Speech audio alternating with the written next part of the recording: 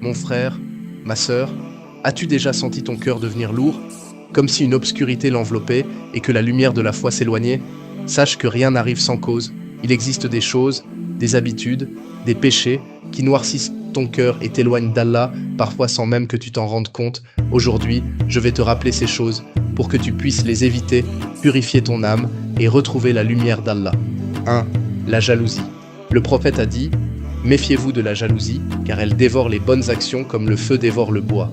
Quand tu vois ton frère réussir, quand tu vois ta sœur obtenir un bienfait, et que ton cœur se serre parce que toi, tu ne l'as pas, sache que tu es en train de noircir ton cœur.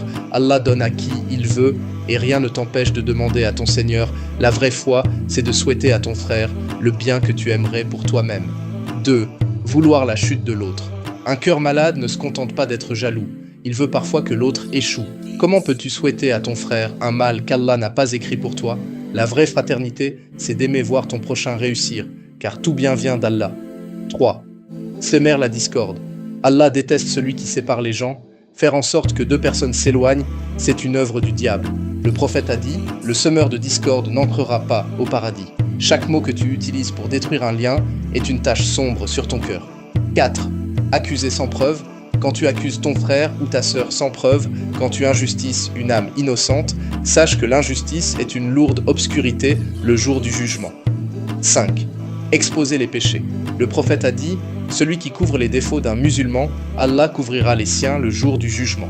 Pourquoi exposer les péchés d'autrui? Et pire encore, pourquoi te vanter des tiens?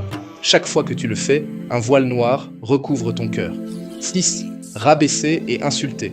Se sentir grand en humiliant les autres, se rendre important en écrasant ton frère, c'est une maladie du cœur. Allah aime les cœurs humbles et déteste l'arrogance et la méchanceté. Le croyant fortifie son frère, il ne l'écrase jamais. 7. L'hypocrisie.